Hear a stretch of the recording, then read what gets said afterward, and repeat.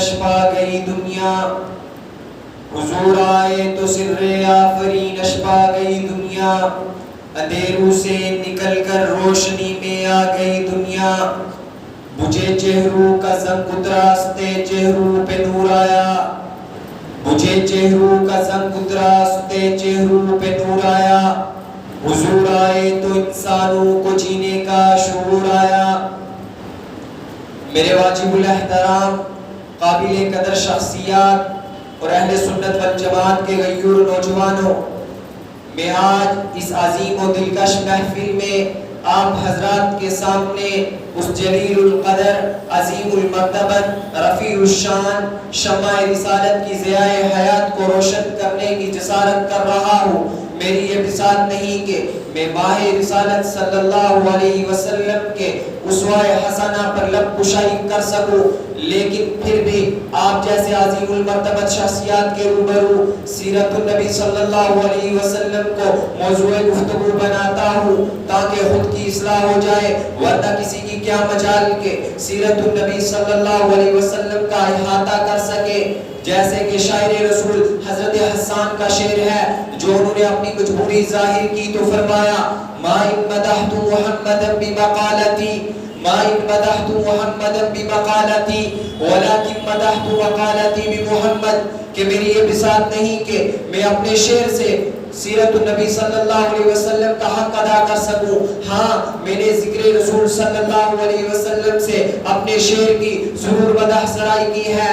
میرے بھائیوں، اگر کوئی حضور علیہ السلام کی سیرت کا حق ادا کرنا چاہے، اس کو لکھنا چاہے، سمندر کو سیاہی کی شکل میں تبدیل کر دیا جائے، زمین کو اوراق کی شکل میں تبدیل کر دیا جائے، درخت کو قلم کی شکل میں تبدیل کر دیا جائے، پھر میرے حضور علیہ السلام کی سیرت لکھی جائے، زمین اوراق کی شکل میں ختم ہو جائے گی، درخت قلموں کی شکل میں ختم ہو جائیں گے، سمندر سیاہی کی شکل میں ختم ہو جائیں گے، لیکن میرے حضور علیہ السلام کی سیرت نامکمل رہے گی۔ جب لوگوں نے ساگر سے کہا تھا کہ تو نے بڑا بہکا بہکا کلام لکھا ہے، تیرے کلام کا ہر جملہ جام سے ٹکراتا ہے، تو نے یہ تو لکھ دیا لوگوں کو سجدہ کرے عالم مدہوشی میں، لوگ کہتے ہیں کہ ساگر کو خدا یاد نہیں، لیکن تو نے آقا کی مدح میں کچھ نہیں لکھا، آقا کی تعریف میں کچھ نہیں لکھا۔ وہ کہنے لگا مجھ سے کس ہستی کے بارے میں مطالبہ کرتے، میں کس ہستی کے بارے میں لکھوں؟ بالآخر ساگر نے جام کو توڑا، میخانوں کو چھوڑا اور آ کر کہتا ہے کہ میں اس کی لوری کے لیے لفظ کہاں سے لاؤں؟ سارے عالم کے مقدر کو جگایا جس نے، جس کے جھولے پر ملائک نے ترانے چھیڑے، کیسر و کسریٰ کی منڈیروں کو ہلایا جس نے، لوگوں وہ کھلونوں سے نہیں شمس و قمر سے کھیلے، جس کے سر پہ سایہ پر جبریل کیا کرتے تھے، گود میں لے کر گزرتی تھی حلیمہ جس سے خان اس کو ایک خوشبو سی دیا کرتے تھے۔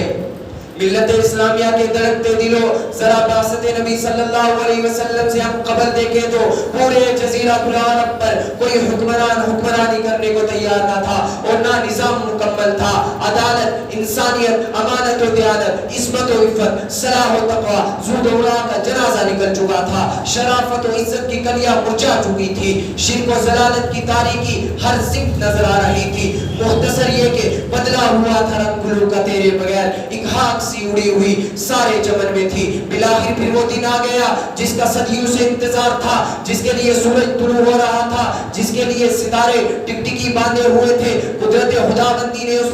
پرفتن دور میں شیدیان لات و عزا کو رشد و ہدایت کے راستے پر گامزن کرنے کے لیے فاران کی چوٹیوں سے آفتاب رسالت صلی اللہ علیہ وسلم کو طلوع فرمایا۔ ہمارے نبی صلی اللہ علیہ وسلم کے آنے سے لات و منات و عزا منہ کے بل گر پڑے، کیسر و کسریٰ کے محلات تھرا گئے، وہ آگ جو 1000 سال سے مسلسل روشن تھی وہ بجھ گئی۔ غلاموں کی آزادیوں کا وقت آ گیا، باندیوں کی آزادیوں کا وقت آ گیا۔ چچا ابو لہب صلی اللہ علیہ وسلم کے چچا ابو لہب کو اس کی باندی حضرت صوبیہ نے خبر دی کہ حضرت عبداللہ کے گھر میں آپ کا حسین و جبین بھتیجا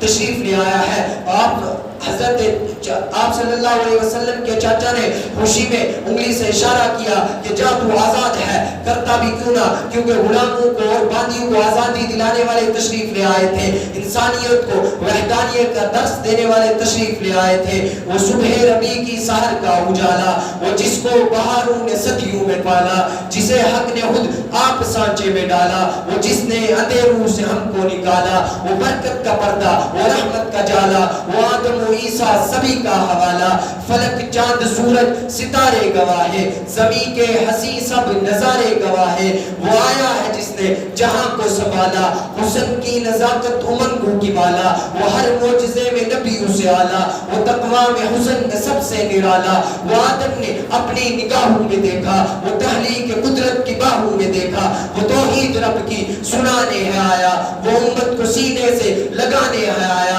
وہ آباد کرنے جہاں آ گیا ہے، وہ سب کی خوشی کا سامان آ گیا ہے۔ کون آیا؟ وہ کسرا کے کنگرے گرے جا رہے ہیں، یہودی بھی دیکھے مرے جا رہے ہیں، مسیحی بھی ماتم کرے جا رہے ہیں۔ کون آیا؟ جمال محلہ کمال تعالی، نگاہوں کی جنت نبوت کا تالا۔ ہر آدمی نے اپنے اپنے انداز میں نبی علیہ السلام کی سیرت کو بیان کیا ہے، لیکن 1450 سال گزر گئے، کوئی بھی نبی علیہ السلام کی سیرت کے عطا سمندر کی گہرائی تک نہیں پہنچ سکا، لیکن پھر بھی اس نے مقام و مرتبہ حاصل کیا جس نے نبی علیہ السلام کی سیرت کے سمندر میں غوطہ لگایا۔ دیکھیے حضرت ابو بکر رضی اللہ تعالیٰ عنہ نے غوطہ لگایا تو وہ ابو بکر صدیق بن گئے، حضرت عمر نے غوطہ لگایا تو وہ قاتل سے عادل بن گئے، حضرت عثمان نے غوطہ لگایا تو وہ ذی النورین بن گئے، حبشہ کے بلال نے غوطہ لگایا تو وہ کروڑوں ولیوں کے امام بن گئے، حضرت علی نے غوطہ لگایا تو وہ حیدر کرار اور اسد اللہ غالب بن گئے،